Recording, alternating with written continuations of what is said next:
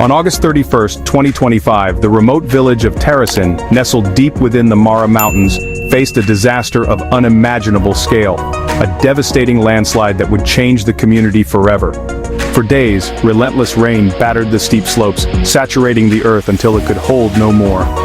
The mountainside, weakened and unstable, suddenly gave way, unleashing a deadly wave of mud, rocks and debris that thundered down upon the unsuspecting village below. In a matter of moments, Tarasin was erased from the map. Homes, schools and lives were buried beneath tons of earth. Over 1,000 people perished in an instant, leaving behind only memories and heartbreak. First responders and desperate villagers worked side by side, digging through the thick, suffocating mud with bare hands and shovels, clinging to hope. After hours of searching, only one survivor was found, a miracle amid overwhelming loss. The tragedy sent shockwaves across Sudan and beyond, exposing the vulnerability of isolated mountain communities and the devastating power of nature when it strikes without warning.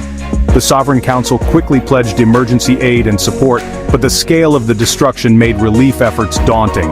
Reaching the remote site and helping survivors proved to be an immense challenge. Today, Tarasin stands as a haunting reminder of nature's fury, a place where a vibrant community vanished overnight, leaving only silence and sorrow in its wake. The weight of this tragedy lingers in the air, a testament to the sudden, brutal finality of its impact and the resilience of those left behind to remember. Torrential rains triggered the landslide, causing massive destruction in its wake. But deeper issues were at play, rooted in years of environmental mismanagement and neglect. Years of deforestation left the land unstable, amplifying the disaster. Trees that once held the soil together were gone, leaving the earth vulnerable. The Mara Mountains, once fertile and lush, suffered from environmental neglect.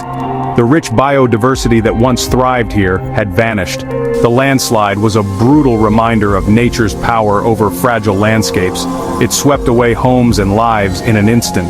Sudan's civil war compounded the crisis, with displaced populations straining already limited resources. Families were torn apart, and communities were left in disarray. Tarasin was a refuge, but its capacity was stretched to the breaking point. The influx of refugees overwhelmed the camp's resources. The community was already besieged by war, neglect, and environmental collapse. The landslide added another layer of suffering. Cut off from government services, residents had no defenses against the disaster. They were left to fend for themselves in the aftermath. The landslide was the final blow to a community already on the edge. It left a trail of devastation and heartbreak. This tragedy underscores the urgent need for sustainable solutions in vulnerable regions.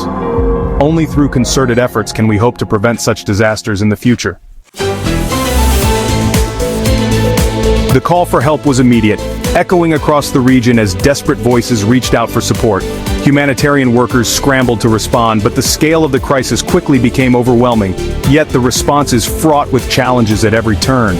Aid convoys are halted by impassable roads, and workers must navigate dangerous, unpredictable conditions just to deliver basic supplies.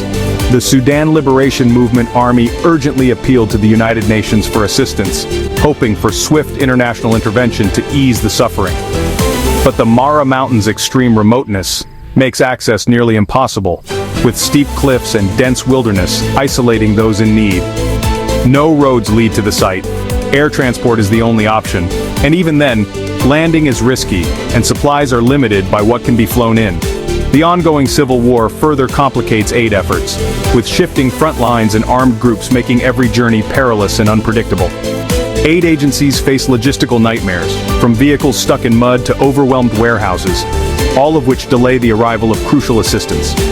Local communities already struggling with loss and hardship manage the aftermath with minimal resources, relying on each other for survival. The tragedy is compounded by the slow arrival of help, leaving families waiting anxiously, uncertain when relief will finally reach them.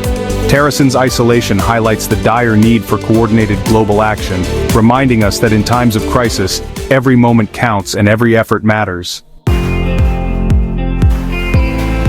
Amid despair, human resilience shines through. Local communities are the first responders, sharing scarce resources. Their solidarity is a testament to the strength of community bonds. The international community is mobilizing, planning an air bridge for aid. This disaster could spotlight the forgotten Mara Mountains. It calls for a holistic approach, peace building, environmental restoration, and development. We must invest in community resilience to prevent future catastrophes. The memory of Terracine demands global action and sustained commitment. Together we can honor the lost lives and build a stable future for Darfur.